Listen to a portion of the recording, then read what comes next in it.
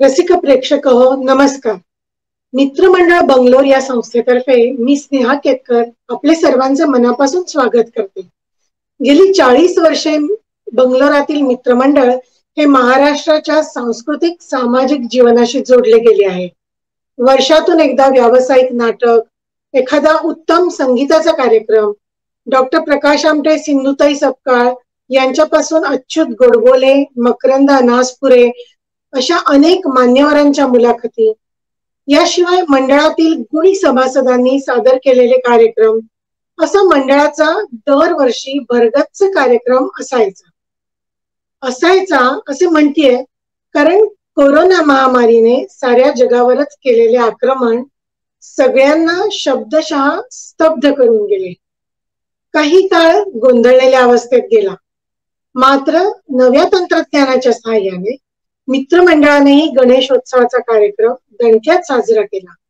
बच्चे कंपनी आणि सर्व कुटुंबासाठीही स्पर्धा घेतल्या. ब्रिगेडियर हेमंत महाजनी, मधुराज रेसिपीमुळे प्रसिद्ध झालेली मधुरा पाचल यांच्या मुलाखती घेतल्या. गेल्या 5 महिन्यातही वैविध्यपूर्ण कार्यक्रम आम्ही सादर केले. नर्मदा परिक्रमा केलेल्या मंडळातील सभासदांची गप्पा, पुष्प द्रविड या प्रसिद्ध चित्रकर्तीची रंगतदार मुलाखत, लेखन कार्यशाळा, डॉक्टर मैथिली जोग व कॅप्टन महेश जोग यांच्याशी एव्हरेस्टिंग या नव्या विषयावर माहितीपर कार्यक्रम, असे वेगवेगळे कार्यक्रम केले. आज याच साखळीतील हा 5वा कार्यक्रम, शनिवार वाड्यातील अस्वस्थ हुंकार. नमस्कार. मित्रमंडळ बंगळुरू सादर करीत आहे शनिवार वाड्यातील अस्वस्थ हुंकार. संकल्पना आणि लेखन गंधाली सेवक. सादरकर्त्या अस्मिता ओक, रुपाली गोखले, नेहा भदे आणि गंधाली सेवक. तंत्र सहाय्य नरेंद्र नंदे आणि श्वेता पानवलकर. विशेष सहाय्य स्नेहा केतकर. ऐकूया शनिवार वाड्यातील अस्वस्थ हुंकार. महाराष्ट्राचा इतिहास हे 2 शब्द ऐकले की समोर उभा राहतो शिवाजी महाराजांचा चेहरा. महाराजांनी स्वराज्याची मुहूर्तमेढ रोवली खरी, पण त्यांची सुवर्णमय कारकीर्द दुर्दैवानं फार मोठी नव्हती. नंतरचा संभाजी महाराजांचा काळ तर संघर्षाचाच. स्वराज्याला खरा सुवर्णकाळ दाखवला तो पेशव्यांनी. परंतु कोण हे पेशवे? पेशवे म्हणजे काही राजे नव्हेत. मग पेशवे हे पद की आडनाव? पेशवे या उक्तीचा उगम तरी कुठला? संभाजी राजे आणि येसुबाई यांचे पुत्र शाहू महाराज यांचं संपूर्ण बालपण गेलं औरंगजेबाच्या कैदेत. त्यामुळे ते बुद्धिमान असले तरी युद्धशास्त्र, राज्यशास्त्र याचं फारसं नीट शिक्षण त्यांचं झालं नव्हतं. याशिवाय राजारामांच्या पत्नी ताराराणी बंडाचे निशाण फडकवत होत्याच. अशा परिस्थितीत राज्य कोणत्या तरी कर्तृत्ववान माणसाच्या जबाबदारीनं सांभाळणं महत्वाचं होतं आणि हे लक्षात घेऊन अत्यंत हुशारीनं त्यांनी ही जबाबदारी बाळाजी विश्वनाथ भट यांच्यावर टाकली आणि त्यांना पेशवे पंतप्रधान हे पद बहाल केलं. पद नवीन नव्हतं, पण हळूहळू राज्य सांभाळण्याबरोबर त्याचं संरक्षण करणं, वाढवणं, परराष्ट्र संबंध, राज्याची आर्थिक घडी सुस्थितीत ठेवणं, अशा अनेक जबाबदाऱ्या त्यात आल्या आणि त्या पदाला पेशवे असं नाव पडलं. पेशवे पद भट घराण्यातल्या अनेक पिढ्यांनी सांभाळल्यामुळं भट घराण्याला नंतर पेशवे हे आडनावच मिळालं. बाळाजी विश्वनाथ, बाजीराव, नानासाहेब आणि काही प्रमाणात माधवराव पेशवे यांच्या काळात मराठी राजवटीनं खरोखर सोन्याचे दिवस पाहिले.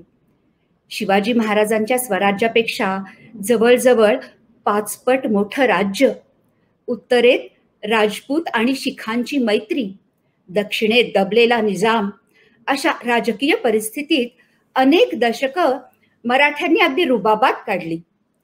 राजा साताऱ्याला, पण राजकारणाचे सारे व्यवहार मात्र आणि निर्णय सुद्धा पुण्यातून घेतले जातात हे अगदीच जगन्मान्य झालं होतं. पेशवे घराण्यातील अनेक कर्तृत्ववान पेशव्यांची नावं महाराष्ट्राचेच काय पण भारतवर्षाच्या इतिहासात अजरामर झाली आहेत. या ऐतिहासिक घटनात तितकाच महत्वाचा वाटा आहे तो पेशवे घराण्यातील स्त्रियांचा. पेशवे घराण्यात स्त्रियांचं स्थान माझघरापुरतं सीमित कधीच नव्हतं. यातील अनेकांच्या कर्तृत्वानं, बऱ्या वाईट कृत्यांनं, स्वभावातील कंगोऱ्यांनी आणि राजकारणातील प्रभावानं फक्त कुटुंबावरच नव्हे तर मराठी आणि पर्यायाने भारतीय साम्राज्याच्या भवितव्यावर परिणाम केला आहे. आजच्या कार्यक्रमात आपण काही अशा व्यक्तिमत्वांचा परिचय करून घेणार आहोत. यातील काही व्यक्ती कादंबऱ्या, चित्रपट, मालिका यातून आपल्या परिचित असतीलही. युद्ध किंवा प्रेमकथा सगळ्यांनाच आवडतात. त्यामुळे पेशवे म्हटलं की रमाबाई, आनंदीबाई आणि फार तर मस्तानी यांची आठवण साऱ्यांना येते. पण मराठी राजवट वाचवण्यासाठी ज्यांनी आपल्या आयुष्याची होळी केली अशा गंगाबाई, यशोदाबाई यांना इतिहासाच्या पानामध्ये जागा सुद्धा मिळत नाही. अशा काही व्यक्तिमत्वांना स्पर्श केल्याशिवाय आजचा कार्यक्रम आपल्याला पूर्ण करता येणार नाही. अशाच काही परिचित आणि काही अपरिचित व्यक्तिमत्वांच्या कर्तृत्वाचे, त्यागाचे आणि पेशवाईचे डोळे दिपवणाऱ्या झगमगाटात काळाच्या नजरेआड केलेल्या झालेल्या अपरिमित भोगांचे काही पैलू तुमच्या समोर आणण्याचा हा अल्पसा प्रयत्न. ज्याच्या तलवारीच्या जोरावर मराठी साम्राज्यानं समृद्धीचा सूर्य उगवलेला पाहिला तो सुप्रसिद्ध कर्तृत्ववान पेशवा म्हणजे बाजीराव. युद्धशास्त्रातील चालता बोलता ज्ञानकोश म्हणून मानला जाणारा बाजीराव पेशवा म्हटला की सर्वांना आठवते ती त्याची तरल प्रेम कहाणी आणि प्रेयसी मस्तानी. पण ही प्रेम कहाणी एका व्यक्तीच्या त्यागावर किंबहुना आयुष्याच्या यज्ञकुंडावर उभी राहिली हे मात्र बरेच जण विसरून जातात. आणि ती व्यक्ती म्हणजे बाजीरावाची धर्मपत्नी काशीबाई. कल्याणच्या चास्कर जोशांची ही कन्या, हुशार, चुणचुणीत, लिहिता वाचता येणारी, हिशोब ठेवता येणारी, मनमिळाऊ, प्रेमळ, पण प्रकृतीनं नाजूक. तुलना करणं योग्य नव्हे, पण पेशव्यांच्या बाकी सुनांच्या मानानं रूपाला काहीशी सामान्य. बाजीराव वयाच्या 20शीत पेशवे झाले. वयाच्या 19 ते 39 या साधारणतः 20 वर्षाच्या काळात ते लहान मोठी अशी 41 युद्ध लढले आणि जिंकले. काशीबाई आणि बाजीराव यांना एकूण 5 अपत्य झाली. त्यातली 2 लहानपणीच गेली. एक पुत्र मोठा होऊन निवर्तला. मात्र उरलेले 2 नानासाहेब आणि राघोबा दादा हे 2 पुत्र मोठे झाले आणि कर्तृत्ववानही ठरले. काशीबाई आजारी असत. त्यांना संधिवाताचा त्रास होता, त्यामुळे त्या लंगडत चालत असत. पण बाजीराव मोहिमेवर असताना शनिवार वाड्याचं बांधकाम करून घेणे, बाजीरावांचा पत्रव्यवहार पाहणे, काही प्रमाणात हिशोब ठेवणे ही सारी कामं काशीबाई बघत असल्याचे उल्लेख सापडतात. नानासाहेबांच्या जन्मानंतर काही काळातच बाजीरावांच्या आयुष्यात मस्तानीचा प्रवेश झाला. त्या काळी विभार्या पद्धत, नाटकशाळा हे सारं समाजमान्य असलं तरी या प्रेमकहाणीनं धर्मसंस्था, राजकारण, कुटुंब सारं काही ढवळून काढलं. पण यामुळे होऊ शकणारी सर्वात नैसर्गिक गोष्ट म्हणजे बाजीराव आणि काशीबाई यांचा विवाह किंवा नातं धोक्यात येणं. हे घडल्याचा उल्लेख मात्र कुठेही सापडत नाहीत. आपला सारा अपमान आणि दुःख गिळून पेशवीणबाई पदाचा आब राखत काशीबाई मिटल्या ओठांनी जगल्या. आपल्या कर्तव्याला पूर्णपणे जागल्या. बाजीरावांनी हट्टानं शनिवार वाड्यात आणून ठेवलेल्या मस्तानीचं बाळंतपण सुद्धा त्यांनी केलं. या 20 वर्षात बाजीरावांबरोबर एकाही मोहिमेला त्या कधीही गेल्या नाहीत. पण 1740 सालची गोष्ट. मस्तानीवरून बाजीरावांचे सतत होत असणारे अपमान, ब्रह्मवृंदांनी, राधाबाईंनी आणि इतर कुटुंबानं त्यांना बहिष्कृत करणं, यामुळं बाजीराव प्रचंड दुखावले गेले होते. अशाच मनस्थितीत ते उत्तरेच्या बाजूला मोहिमेला गेले. मध्य प्रदेशातील रावरखेडीहून येणाऱ्या बाजीरावांच्या पत्रातून त्यांची अस्वस्थ निराश मनस्थिती काशीबाईंनी ओळखली. जणू काळाची चाऊल ओळखून त्यांची भेट घ्यायला पुण्याहून त्या थेट मध्य प्रदेशात गेल्या. पण तोवर काहीसा उशीरच झाला होता. हजारोंच्या सैन्याला निधड्या छातीनं तोंड देणाऱ्या या वीराला कुटुंबानं केलेला हल्ला मात्र सहन करता आला नाही. अवघ्या 8च दिवसात साध्या तापाचं निमित्त होऊन वयाच्या अवघ्या 40व्या वर्षी बाजीरावांचा मृत्यू झाला. मृत्यू झाल्यावर मध्य प्रदेशात तिथंच त्यांचे अंत्यसंस्कार उरकून घेण्याचा निर्णय काशीबाईंनी घेतला. पुण्याहून कोणतेही नातेवाईक येण्याची वाट न पाहता तो पार देखील पाडला आणि बऱ्याच वादविवादांवर पडदा टाकला. रावरखेडीलाच काही महिने राहून त्यांनी तिथं बाजीरावांची समाधी देखील बांधून घेतली. तिथूनच त्या पुढे परस्पर हरिद्वारला गेल्या आणि अस्थि विसर्जन करून जवळजवळ 1.5 वर्षांनी पुण्याला परत आल्या. या कृत्यातून एकही शब्द न बोलता त्यांनी बाजीरावांवरचं अबाधित राहिलेलं प्रेम आणि घडलेल्या घटनांवरची नाराजी व्यक्त केली. अँड्र्यू हिंग्लिज नावाचा ब्रिटिश इतिहासकार लिहितो, बाजीराव अजून 5 वर्ष जगते तर दक्षिणेत निजाम आणि उत्तरेत मुघलांचं नामो निशाण शिल्लक राहिलं नसतं. आणि अजून 20 वर्ष जगते तर हिंदुस्थानात पाय रोवणं इंग्रजांना जवळजवळ अशक्य होऊन बसलं असतं. इतिहासाची पानं उलटता असं वाटतं की आपल्या अस्तनीतला हा सूर्य स्वतःच्या भावनांना बाजूला ठेवून देशासाठी, विशेषतः मराठी राज्यासाठी सांभाळण्याचा काशीबाईंनी आटोकाट प्रयत्न केला. पण कुटुंबाची, विशेषतः सासूबाई राधाबाईंची साथ नव्हती, त्यामुळे हे जमलं नाही हे मात्र खरं.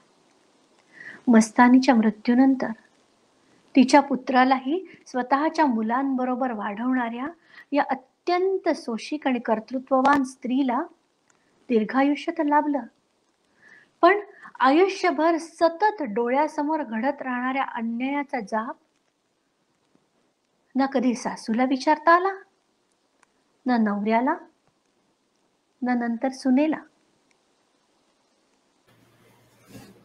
खर तर जन्मानं मी राजकन्या, बुंदेलखंडाचे राजा छत्रसाल यांची कन्या. हे हिंदू आणि परिणामी पंथाचे. हा पंथ अत्यंत पुढारलेल्या विचारांचा. माझ्या वडिलांना अनेक राण्या होत्या, त्यातल्या काही मुसलमानही होत्या आणि त्यातल्याच एका राणीची मी कन्या. उत्तर हिंदुस्थानी संस्कृतीनुसार मला नृत्य शिकवलं गेलं. माझ्या स्वतःच्या आवडीनुसार मी संगीतही शिकले. कृष्णाची भजनं आवडीने गाऊ लागले. नृत्य, गायन, तिरंदाजी शिकण्यात माझं बालपण तसं साधं सरळ गेलं. पण अप्रतिम आरसपानी सौंदर्य यामुळे आपण कुणीतरी विशेष आहोत याची जाणीव मला होती. आणि एक दिवस अचानक माझ्या वडिलांच्या राज्यावर दिल्लीच्या महमद बंदिशानं हल्ला केला आणि माझ्या वडिलांना जेरबंद केलं. आमच्या बुंदेलखंडाचा त्यांनी ताबाही घेतला. तसे मला अनेक बंधू होते, पण वडिलांच्या सुटकेसाठी काय करावं याची कुणालाच काहीच कल्पना नव्हती.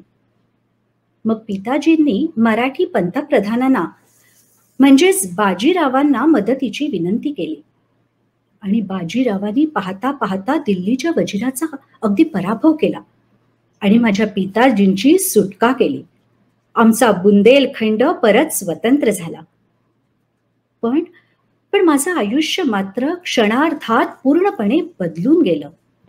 बाजीरावांचे आभार मानताना आपली सर्वात सुंदर मुलगी म्हणून पिताजींनी माझं बाजीरावांशी लग्न लावून दिलं.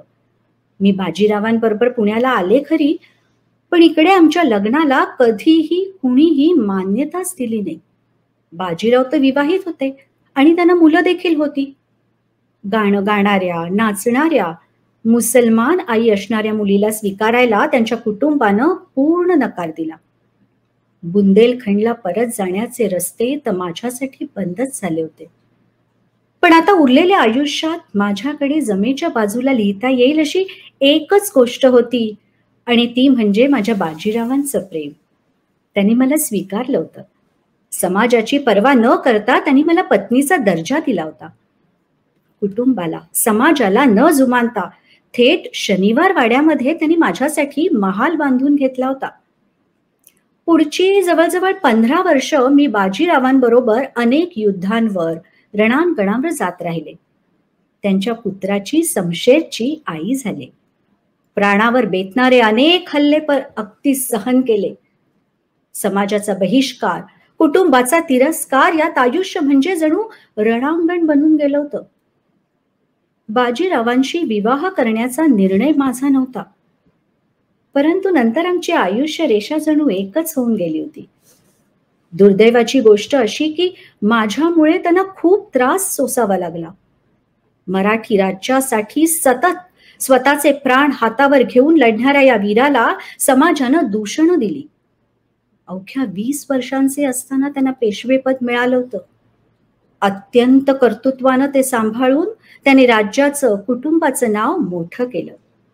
पण त्याच कुटुंबानं त्यांना माझ्यामुळे बहिष्कृत केलं. आणि हे सारे अपमान त्यांना सहन नाही झाले आणि एका छोट्याशा आजाराचं निमित्त होऊन फार लवकर त्यांनी या जगाचा निरोप घेतला. वयाच्या 40शीत आयुष्यातला पहिला आणि शेवटचा निर्णय मी घेतला. सर्वात कर्तृत्ववान अशा मराठी पेशव्यांची आयुष्य रेषा आखूड करण्याचा भयंकर आरोप सहन करणं मला शक्यच नव्हतं. मग मी माझ्या प्रियकराचा हात धरून अनंताच्या प्रवासात त्यांची साथ द्यायचं ठरवलं आणि त्यांच्या बरोबरच इतिहासात अमर झाले. आजही बाजीरावांचं नाव आणि अस्तित्व हे माझ्याशिवाय अपुरं आहे, कारण मी मस्तानी. बाजीरावांच्या अकाली मृत्यूनंतर त्यांचे थोरले सुपुत्र नानासाहेब पेशवे झाले. नानासाहेब स्वतः कर्तृत्ववान होतेच, माणसांची त्यांना उत्तम पारख होती. याशिवाय रणांगण गाजवणारे धाकटे बंधू राघोबा दादा आणि राज्य कारभारात अत्यंत हुशार सदाशिवराव भाऊ यांची उत्तम साथ होती. बाजीरावांनी कमावलेलं आणि वाढवलेलं मराठी राज्य या तीनही बंधूंनी मिळून अत्यंत उत्तम रीतीने सांभाळलं. एव्हाना शनिवार वाड्यात स्त्रियांचा दबदबा वाढू लागला होता. या तिघांच्याही पत्नी म्हणजे गोपिकाबाई, आनंदीबाई आणि पार्वतीबाई या तिघींनीही राजकारणात अत्यंत महत्वाच्या भूमिका निभावल्या. जावा जावा असून एकाच वेळी एकाच घरात राहत असून सुद्धा गोपिकाबाई आणि पार्वतीबाई या दोघींचीही आयुष्य अत्यंत निरनिराळ्या प्रकारे गेली. कशी ते ऐकूया त्यांच्याच तोंडून. माझी कथा सांगायची तर सुरुवात माझ्या लहानपणापासूनच करायला हवी. पुण्याजवळचं लहानसं टुमदार गाव वाई. वाईचे गर्भश्रीमंत सावकार भिकाजी गोखले यांची अतिशय सुंदर, हुशार, चुणचुणीत कन्या म्हणजे मी, गोपिका. एकदा सातारचे छत्रपती प्रत्यक्ष शाहू महाराज वाईला आले. या भेटीत त्यांनी मला पाहिलं आणि प्रभावित होऊन माझं स्थळ बाजीराव पेशव्यांचे सुपुत्र नानासाहेब यांच्यासाठी सुचवलं. 10 जानेवारी 1730ला शनिवार वाड्याचं भूमिपूजन झालं आणि 11 जानेवारी 1730ला मी विवाह होऊन पेशव्यांच्या घरात आले. हा विवाह इतका गाजला की छत्रपतींच्या विनंतीला मान देऊन रास्त काम केलं म्हणून माझ्या माहेरच्या गोखले घराण्याचं नाव रास्ते असं पडलं. आता पेशवीण होणार म्हटल्यावर माझ्या काकांनी मला राजकारणाचे अगदी उत्तम धडे दिले. त्यामुळे मोठी होऊन मी परत पेशव्यांच्या घरात आले, ती एक अगदी तडफदार व्यक्तिमत्व घेऊनच. माझी कहाणी मात्र काहीशी वेगळी. पेणमधील कृष्णराव कोल्हटकर या गडगंच सावकारांची मी कन्या पार्वती. पेशव्यांच्या बाकी सुनांसारखीच सुंदर आणि गोरीपान. सदाशिवराव पेशव्यांची द्वितीय पत्नी म्हणून पेशव्यांच्या घरात आले. मला लिहिता वाचता येत होतं, प्रवासही केलेला होता, पण राजकारणाचा मात्र गंधही नव्हता. घरात आजी सासूबाई राधाबाई, चुलत सासूबाई काशीबाई, थोरल्या जाऊबाई गोपिकाबाई सारख्या दिग्गज स्त्रिया होत्या. पण माझ्या मुळातल्या साध्या, शांत आणि प्रेमळ स्वभावामुळे मी लवकरच शनिवार वाड्यात स्वतःचं स्थान तयार केलं. माझ्या थोरल्या जाऊबाई म्हणजेच पेशवीणबाई गोपिकाबाई तेव्हा शनिवार वाड्याच्या सर्वेसर्वा होत्या. त्यांची ओळख ऐकून तुम्हाला वाटलंच असेल ना की सोन्याचा चमचा तोंडात घेऊन जन्माला आलेल्या आणि अवघ्या विशीत पेशवेण झालेल्या या अत्यंत नशीबवान स्त्री होत्या म्हणून. पण दैव देतं आणि कर्म देतं ह्याचं जिवंत उदाहरण म्हणजे गोपिकाबाई. अंगी असलेल्या कर्तृत्वाला आणि करारीपणाला सुरुवातीला महत्वाकांक्षेची आणि नंतर हट्टीपणाची आणि अहंकाराची जोड मिळाली आणि सगळं गणितच बिनसलं. मला स्वतःला 2 मुलं झाली, पण दुर्दैवानं दोघंही अल्पायुषी ठरली. माझ्या 3ही पुतण्यांचा विश्वासराव, नारायणराव आणि माधवराव यांचा सांभाळ मी लहानपणापासून केला. खरंय पार्वतीबाईंचं. परमेश्वरानं मला सौंदर्य, हुशारी, बुद्धिमत्ता, ऐश्वर्य सारं काही दिलं, पण वैऱ्यावरही आणू नयेत असे प्रसंगही आणले. मला 5 पुत्र झाले, पण सारेच अल्पायुषी. 2 लहानपणीच गेले. विश्वासराव अवघ्या 18व्या वर्षी पानिपतावर खर्ची पडले. भविष्यातील पेशवा म्हणून तळ हाताच्या फोडासारखा जपलेला आणि वाढवलेला हा माझा देखणा थोरला सुपुत्र. त्याच्या जाण्याचं दुःख तर वेगळंच, पण मृत्यूला कारणीभूत असण्याचं खापर साऱ्या जगानं, अगदी पतींनी सुद्धा माझ्या डोक्यावर फोडलं.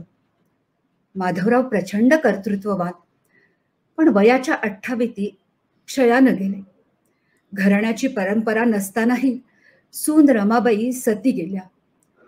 या दोघांच्या अवेळी जाण्यानं अवघी मराठेशाही हळहळली. मला काय वाटलं हे तर शब्दातही सांगणं कठीण आहे. दुर्दैवाचे फेरे कमी होते म्हणूनच की काय, अवघ्या वर्षभरातच नारायणरावांचा वयाच्या 18व्या वर्षी खून झाला. हे शेंडेफळ खतर माझं अधिकच लाडकं होतं. नारायणरावांच्या मृत्यूनंतर मात्र मी खचले आणि नाशिकला मठात राहू लागले. पती आणि 5ही अपत्यांचा मृत्यू अशा प्रकारे स्वतःच्या डोळ्यासमोर पाहावा लागणं यापेक्षा मोठं दुर्दैव ते काय.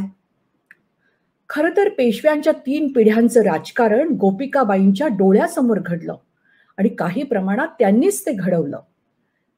राजकारणाबरोबरच समाजकारणाचीही गोपिकाबाईंना उत्तम जाण होती. पानिपतच्या युद्धानंतर रघुनाथ यादवांकडून त्यांनी पानिपतची बखर लिहून घेतली होती आणि नंतर 6 वर्षांनी पेशव्यांचा इतिहास लिहून घेतला होता. त्या काळातल्या पेशव्यांचा इतिहास आज तुम्हा सर्वांना चांगला माहिती आहे याचं बरंचसं श्रेय गोपिकाबाईंना जातं. गोपिकाबाईंना राजकारणाची उत्तम जाण होती, पण दुर्दैवानं मत्सरी स्वभाव होता. सदाशिवराव भाऊंना मिळणारा सन्मान पाहून त्यांच्या तळपायाची आग मस्तकाला जाई. राघोबा दादांचा दरारा त्यांना खपत नव्हता. नानासाहेबांचा त्यांच्या भावांवरील विश्वास त्यांना भयभीत करीत असे. पण माझ्या शांत आणि प्रेमळ स्वभावामुळे शनिवार वाड्यातल्या अनेकांच्या मनात माझं वेगळं स्थान निर्माण झालं होतं, हेही त्यांना पसंत नव्हतं. आणि यातूनच मी आपल्या आयुष्यातली सर्वात मोठी राजकारणी खेळी खेळले.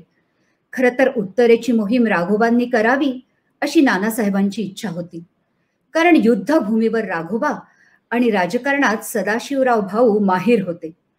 या मोहिमेला पानिपताची मोहीम असं संबोधलं जातं खरं, पण खरं तर पानिपतचं युद्ध फक्त शेवटचा 1 दिवस झालं.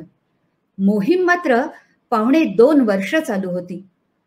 नानासाहेबांवरही माझा बराच प्रभाव होता. याचाच वापर करून सदाशिवराव भाऊंना मी उत्तरेत धाडलं. अटकळ अशी की त्यांच्या अनुपस्थित राज्यकारभारावर मला नियंत्रण करता येईल आणि घरात समंजस स्वभावामुळे वाढत चाललेलं पार्वतीबाईंचं प्रस्थ कमी होईल. सोबत ज्येष्ठ पुत्र विश्वासरावांना मी पाठवलं ते एवढ्याचसाठी की युद्ध जिंकण्याचं श्रेय एकट्या सदाशिव भाऊंना न मिळता विश्वासरावांनाही मिळेल. या सगळ्यानंतर राघोबा दादांचं राजकारणातलं महत्व आपोआपच कमी होईल असा माझा अंदाज. पण पुढे नशिबाचं दान उलटं पडलं आणि एकाच दगडात अनेक पक्षी मारण्याचा हा प्रयत्न फक्त पेशवे घराण्याच्याच नव्हे तर महाराष्ट्राच्या आणि भारताच्या इतिहासालाही वेगळं वळण देणारा ठरला. नकाशा पाहिला तर नानासाहेब पेशव्यांच्या काळात जवळजवळ 70% भारत हा मराठी राजवटीखाली होता. पण पानिपतच्या पराभवानं हे पारडं फिरलं. उत्तर भारतात मुघल परतले. भारतातला इंग्रजांचा शिरकाव सोपा झाला. त्यांच्याशी लढणारा एकही मोठा बलवान शत्रू उरला नाही. पण इतिहासात जर तरला अर्थ नसतो. हाच डाव यशस्वी ठरता तर इतिहासात मी एक अत्यंत द्रष्टी स्त्री ठरली असते. माझ्या पतींनी सदाशिवरावांनी जेव्हा उत्तरेच्या मोहिमेचं नेतृत्व करायचं ठरवलं तेव्हा रस्त्यात बरीच तीर्थस्थळं लागणार होती. मोहीम बरीच दीर्घही होती. तेव्हा उत्तरेच्या मोहिमेत त्यांच्याबरोबर मीही जावं असं ठरलं. जवळजवळ 1.5-2 वर्ष चाललेली ही मोहीम मोठीच जबाबदारीची होती. बऱ्याच लहान मोठ्या लढाया झाल्या. पण शनिवार वाड्यावर कधीही मिळत नसे असा एकमेकांचा सहवास आम्हाला या प्रवासात मिळाला. 14 जानेवारीला पानिपतच्या रणांगणावर युद्ध सुरू झालं. दुपारपर्यंत रणधुमाळी सुरू होती आणि सरशी कोणाची होईल काहीच सांगता येत नव्हतं. अचानक कुठूनशी एक गोळी विश्वासरावांना लागली आणि ते पडले. स्वारी हत्तीवरून उतरून घोड्यावर बसली आणि त्या रणधुमाळीत दिसेनाशी झाली. उरलेलं आयुष्यभर मी त्यांची वाट पाहत बसले. जोवर त्यांचा देह पाहणार नाही तोवर विधवेचं आयुष्य जगायला मी नकार दिला. सधवेचं जीणं जगत राहण्याच्या माझ्या या निर्णयाला समाजातून कुटुंबातून प्रचंड विरोध झाला. अपवाद फक्त माधवरावांचा. माझ्याच बरोबर याच दुःखातून जात असणाऱ्या माझ्या थोरल्या जाऊबाई गोपिकाबाई आता तरी मला समजून घेतील अशी माझी अपेक्षा होती. पण तसं घडलं नाही. नशिबानं केलेले आघात तर होतेच, पण माझ्यासारखी देखणी हुशार पत्नी जिवंत असताना सुद्धा उत्तरेची मोहीम चालू असताना आमच्यातले मतभेद बरेच वाढले होते आणि माझ्या पतींनी श्रीमंत नानासाहेब पेशव्यांनी 10 वर्षांच्या मुलीशी राधाबाईंशी द्वितीय विवाह केला. त्यानंतर 2-3 महिन्यातच पानिपताच्या आघाताने खचून त्यांचा मृत्यू झाला. त्यामुळे राधाबाईंच्या दुर्दैवी आयुष्याला तर अंतच नाही. पण इतक्या सगळ्यानंतरही माझा खंबीरपणा ढळला नाही.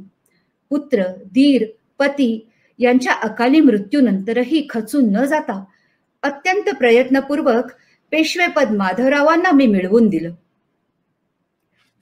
पेशवे झाल्यानंतर आपल्या सल्ल्याने माधवराव कारभार करत राहतील अशी गोपिकाबाईंची इच्छा होती. पण करारीपणाच्या बाबतीत माधवराव आईवरच गेलेले. त्यामुळे आई आणि मुलगा यांच्यात लवकरच खटके उडू लागले. मग राजकारणातलं लक्ष गोपिकाबाईंनी कमी केलं आणि मुक्काम नाशिकला हलवला. मी माधवरावांना लहानपणापासून वाढवलेलं असल्यामुळे त्यांचं माझ्यावर लोभ होता. त्यांच्या काळात शनिवार वाड्यातले माझे दिवस सन्मानाचे गेले. माझ्या पतीचं रूप घेऊन आलेल्या तोतयाचं प्रकरणही त्यांनी अत्यंत संयमाने हाताळलं आणि माझी आणि माझ्या भावनांची सुद्धा काळजी घेतली. त्यांच्यानंतर नारायणराव पेशवे झाले. पण नारायणराव लहान, अनुभवशून्य. इथं राघोबादादांनी डाव साधला आणि वर्षभरातच नारायणरावांचा खून झाला. माधवराव कर्तृत्ववान होते. माझ्या सल्ल्याची त्यांना फारशी गरज नव्हती. पण नारायणरावांचं तसं नव्हतं. खरं तर इतक्या लहान वयात पेशवेपद मिळवल्यानंतर त्यांना सल्ला द्यायला मी शनिवार वाड्यात परत जायला हवं होतं. पण मीही आमंत्रणाची वाट पाहत राहिले आणि काळाने आपला डाव साधला. आता मात्र मला राजकारणाचा वीट आला होता. नारायणरावांची पत्नी गंगाबाई गरोदर आहे आणि तिचं संरक्षण करण्याची गरज आहे याची मला जाणीव होती. पण आता परत राजकारणात शिरण्याची मनस्थिती मात्र शिल्लक नव्हती. नारायणरावांच्या मृत्यूच्या दुसऱ्याच दिवशी सुतकात असताना साताऱ्याहून पेशवाईची वस्त्र येण्याची वाटही न पाहता राघोबादादा स्वतः पेशवे पदावर विराजमान झाले. पेशव्यांच्या घराण्याला शोभणार नाही असं हे त्यांचं वागणं. 1-2 महिन्यातच मराठी राज्य धोक्यात आणणाऱ्या हालचाली त्यांनी सुरू केल्या. नारायणरावांच्या गरोदर पत्नीला गंगाबाईंना आनंदीबाईंनी स्वतःच्या महालात नेऊन ठेवलं. मला हे हातावर हात ठेवून बघत राहणं शक्यच नव्हतं. मग नाना फडणवीस आणि काही मुत्सद्दी विश्वासू कारभाऱ्यांच्या मदतीनं मी गंगाबाईला घेऊन पुरंदरावर निघून गेले. थेट आनंदीबाईच्या महालात जाऊन गंगाबाईला बाहेर काढण्याची हिंमत तेव्हा मी सोडून दुसऱ्या कोणातही नव्हती. तिला तेथून घेऊन जाण्यात 2 हेतू होते. एकतर पेशव्यांचा वारस सुखरूप ठेवायचा आणि तिला मुलगा झाला तर राघोबा दादा यांना पदच्युत करून त्याच्या नावाने राज्यकारभार चालू करायचा. इतिहासात हे बारभाई कारस्थान म्हणून प्रसिद्ध आहे. पुरंदरावर डोळ्यात तेल घालून मी गंगाबाईचा सांभाळ केला. तिचं बाळणपणही केलं. तिथेच सवाई माधवरावांचा जन्म झाला. दुर्दैवानं सवाई माधवराव 3च वर्षांचे असताना गंगाबाईंचा मृत्यू झाला. त्यांच्या संगोपनाची जबाबदारीही मलाच पार पाडावी लागली. देवाच्या कृपेनं म्हणावं की काय काही कळत नाही, पण मला दीर्घायुष्य लाभलं. मराठी दौलतीच्या 3 पिढ्या आणि 6 पेशवे मी डोळ्यासमोर पाहिले. राजकारण मला कधीही आवडलं नाही, पण मराठी राज्य वाचवण्यासाठी सारं काही बाजूला ठेवून मला राजकारणात शिरावं लागलं. राजकारणातून संन्यास घेतल्यानंतर उरलेली सारी वर्ष मी जोगीण बनून मठात काढली. खरं तर राजकारणातली धुरंधर समजली जाणारी स्त्री मी, पण पतीच्या आणि मुलाच्या मृत्यूनंतर माझी राज्यकारभारात किंवा राजकारणात लुडबुड कोणालाच नको होती. आणि या उलट पार्वतीबाई, त्यांना राजकारणात काडी मात्रही रस नव्हता, पण आयुष्याच्या उत्तरार्धात पती मुलं कुणाचीही साथ नसताना त्यांनी बारभाई योजनेत महत्वाची भूमिका पार पाडली. शेवटपर्यंत पेशवे घराण्यासाठी, मराठी राज्यासाठी अनेक कौटुंबिक आणि राजकीय जबाबदाऱ्या निभावल्या. म्हणूनच असेल कदाचित, पण त्यांच्या मृत्यूसमयी त्यांनी व्यक्त केलेल्या इच्छेला मान देऊन त्यांच्यासोबत सदाशिवराव भाऊंचे सर्व अंत्यविधी पुन्हा करण्यात आले. पेशवे घराण्यातील बऱ्याचशा स्त्रियांवर लक्ष्मी, सरस्वती आणि सौंदर्याचा वरदहस्त होता, पण नियतीची साथ मात्र नव्हती. मीही त्याला अपवाद नव्हते. बहुतेक जणींना अकाली वैधव्याचा शाप मिळाला. रमाबाई सती गेल्या. माझ्या बाबतीत नियतीनं वैधव्याचं दान टाकलंच, पण मी मात्र निकराने लढा दिला. पण त्याबद्दल मला सन्मानही मिळाला आणि इतिहासानं माझ्या कामाची नोंदही घेतली. पण गोपिकाबाईंचंच नशीब पहा ना. ज्या स्त्रीच्या इशाऱ्यांवर अख्खी पेशवाई हलत होती, ती शेवटी नाशिकला मठात राहिली. पण त्यातही अहंकार शाबूत होता. त्या फक्त सरंजामदार, सरदार अशा तोलामोलाच्या घरीच भिक्षा मागत असत. पेशवे घराण्यात सर्वात सामर्थ्यवान म्हणून समजल्या जाणाऱ्या या पेशवीणबाईंचा जेव्हा मृत्यू झाला, तेव्हा त्यांच्या अंत्यक्रियेसाठी पेशवे घराण्यातील कुणीही उपस्थित नव्हतं. त्यांचे बंधू गंगाधरपंत रास्ते यांनी त्यांचे अंत्यसंस्कार केले. खरं तर गोपिकाबाई म्हणजे काळाच्या पुढे गेलेली स्त्री. त्या काळात त्यांच्या एवढी राजकारणाची जाण आणि दूरदृष्टी कुणालाही नव्हती. अतिमहत्वाकांक्षेपोटी काही निर्णय चुकले असतीलही, पण त्याची पुरेपूर किंमत त्यांनी मोजली. दुर्दैवानं इतिहासानं मात्र त्यांचं कर्तृत्व नजरेआड करून त्यांची आठवण एका खलनायिकेसारखी ठेवली आहे. नारायणरावांच्या पत्नी गंगाबाई ह्यांच्या नशिबी तेवढंही भाग्य नव्हतं. खरं तर पेशव्यांच्या बाकी सगळ्या सुनांप्रमाणेच गंगाबाई सुद्धा श्रीमंत सावकारांची साठ्यांची कन्या, नानासाहेब पेशव्यांची सून, नारायणराव पेशवे यांची पत्नी, सवाई माधवराव पेशव्यांची आई. पण इतिहासाच्या पानांमध्ये त्यांचा फारसा उल्लेखही सापडत नाही. इतर बायकांना मिळालेलं कोडकौतुक किंवा प्रसिद्धी त्यांच्या वाट्याला फारशी आलीच नाही. त्यांच्या आठवणी किंवा त्या गेल्यानंतरचे उल्लेख जाऊ द्या, पण त्यांचे प्रत्यक्ष आयुष्य सुद्धा फार काही उल्लेखनीय गेलं असं नव्हे. नारायणराव पेशवे झाले 17व्या वर्षी. तेही फार कर्तृत्ववान वगैरे असल्याचं ऐकिवात नाही. आणि तेव्हा पेशवाई देखील बऱ्यापैकी आर्थिक संकटात होती. चहू बाजूनं संकट होती. त्यामुळे पेशवीणबाई म्हणून गंगाबाईंना फारसं मिरवता नाही आलं. अवघ्या वर्षभरातच ऐन गणपतीत अनंत चतुर्दशीच्या दिवशी 18 वर्षाच्या नारायणरावांचा अगदी क्रूर पद्धतीनं खून झाला. तेव्हा 16 वर्षांची गंगाबाई 2 महिन्यांची गरोदर होती. असं म्हणतात की रमाबाईंप्रमाणे त्यांना देखील सती जाण्याची इच्छा होती, पण गरोदर असल्यामुळे त्यांना सती जाण्यापासून रोखलं गेलं. मग आनंदीबाईंनी जबरदस्तीनं त्यांना आपल्या महालात नेऊन ठेवलं.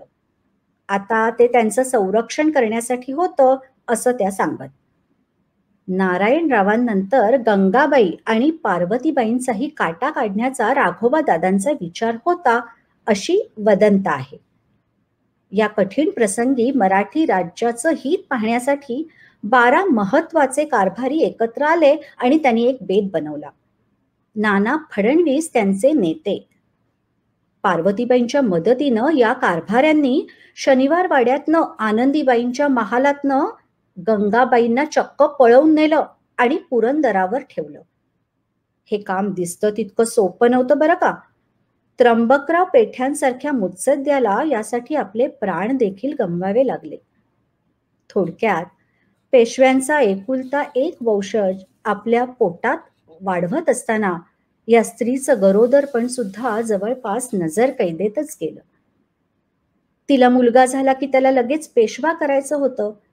त्यामुळे मुलगी झाली तर काय, ही एक वेगळीच चिंता. मुलगी झालीच तर लगेचच गंगाबाईंच्या मांडीवर मुलगा दत्तक देण्याची व्यवस्था देखील या कारभाऱ्यांनी करून ठेवली होती. अखेरीस पुरंदरावर सवाई माधवराव जन्माला आले. त्यांचं नाव सुद्धा आधीच ठरलेलं होतं. माधवराव पेशव्यांचा मृत्यू झाला तेव्हा त्यांच्या पिंडाला म्हणे कावळा शिवेना. ते निपुत्रिक होते. तेव्हा नारायणरावांना मुलगा झाला तर त्यांचं नाव माधव ठेवू असं वचन त्यांना देण्यात आलेलं होतं आणि त्यानुसार या मुलाचं नाव सवाई माधवराव असं ठेवलं. थोडक्यात मूल दत्तक घ्यायचं की नाही, स्वतःच्या एकुलत्या एक मुलाचं नाव काय ठेवायचं, असे महत्वाचे निर्णय घेताना सुद्धा त्यांना गृहीतच धरलं गेलं. सवाई माधवराव 40 दिवसांचे असताना बंड करून राघोबा दादांकडून पेशवेपद काढून घेण्यात आलं आणि ते सवाई माधवरावांना देऊन त्यांच्या नावानं कारभारी काम पाहू लागले. नामधारी पेशवेपद, राज्याच्या हितासाठी काम करणारे पण सतत एकमेकांवर कुरघोडी करू पाहणारे 12 कारभारी पेशवेपद पुन्हा मिळवण्यासाठी जणू टपून बसलेले सासरे राघोबा दादा, या सगळ्याचा सामना 17-18 वर्षांच्या गंगाबाईंनी कसा केला असेल याचा आपण फक्त विचारच करू शकतो. यानंतर अवघ्या 3 वर्षातच म्हणजे साधारण 19-20व्या वर्षी विषम ज्वराने गंगाबाईंचा मृत्यू झाला. प्रत्यक्षात राज्यकारभार चालवण्याच्या निमित्तानं नाना फडणवीसांशी त्यांच्या वारंवार बैठका होत असत. त्यामुळे नानांशी त्यांचे अनैतिक संबंध आहेत आणि म्हणूनच त्यांनी केशवपन केलेलं नाही अशा वदंता उठत होत्या. आणि त्यामुळेच की काय, कदाचित विष प्राशन करून गंगाबाईंनी आत्महत्या केली असंही सांगितलं जातं. खरं खोटं इतर सगळं काळाच्या पडद्याआड केव्हाच निघून गेलंय. पण पेशव्यांचा वारस मिळवण्यासाठी जिचा जवळजवळ बळीच दिला गेला असं म्हणावं लागेल, अशा या स्त्रीला मात्र इतिहास विसरूनच गेला आहे. मी यशोदाबाई. माझं नाव तुम्ही कुणीही ऐकलं असण्याची फारशी शक्यता नाही, कारण या मालिकेतली मी शेवटची कडी. भारतीय इतिहासातली सुप्रसिद्ध पेशवाई माझ्याबरोबर संपली. माझी आयुष्य रेषाही तशी तोकडीच. आणि पेशवी नसले तरी माझंही आयुष्य अत्यंत कष्टात आणि संघर्षात गेलं. राजापूरच्या गोखल्यांची कमालीची सुंदर आणि अत्यंत रेखीव कन्या यशोदेला म्हणजे मला प्रत्यक्ष नानासाहेब फडणवीसांनी पसंत करून श्रीमंत सवाई माधवरावांची द्वितीय पत्नी म्हणून शनिवार वाड्यात आणलं. तेव्हा शनिवार वाड्याचं गतवैभव काही प्रमाणात परत यायला लागलं होतं. वयानं मी अगदीच लहान होते. तो भला मोठा वाडा, वैभव, दागदागिने हे सगळं बघून मी अगदी हरखून गेले. हे सगळं काय आहे, आपण नक्की कोण आहोत, आपल्यावर काय जबाबदारी आहे, या सगळ्याची जाणीव होण्याच्या आतच म्हणजे वयाच्या साधारणतः 12-13 वर्षाच्या असताना माझ्या पतींचं म्हणजे श्रीमंत सवाई माधवराव पेशव्यांचं शनिवार वाड्याच्या पहिल्या मजल्यावरून पडून अपघाती निधन झालं. अपघाती निधन झालं असं म्हणतात किंवा त्यांनी आत्महत्या केली असंही म्हणतात. त्या दोन्हीतला फरक कळण्याचं माझं वय नव्हतं आणि कळला तर त्याबद्दल फारसं काही करू शकण्याची माझी ताकदही नव्हती. मी तेव्हा वयात आलेली नव्हते, त्यामुळे साहजिकच पेशवे निपुत्रिक होते. त्यामुळे पुन्हा एकदा पेशवे पदाचं काय करायचं हा प्रश्न उभा राहिला. त्यावेळी शनिवार वाड्यात माझ्या आजे सासऱ्यांची म्हणजे राघोबा दादांची 3 मुलं राहत होती, अमृतराव, बाजीराव आणि चिमाजी. त्यातल्या अमृतराव आणि बाजीराव हे दोघे जण पेशवे बनण्याच्या अजिबात लायकीचे नाहीत, हे सर्व कारभाऱ्यांचं विशेषतः नाना फडणवीसांचं मत होतं. त्यामुळे सगळ्यात धाकट्या मुलाला चिमाजीला घाईघाईनं माझ्या मांडीवर दत्तक देण्यात आलं. अर्थातच हा निर्णय पूर्णपणे राजकीय होता आणि माझं मत तर कुणी विचारण्याचा प्रश्नच येत नव्हता.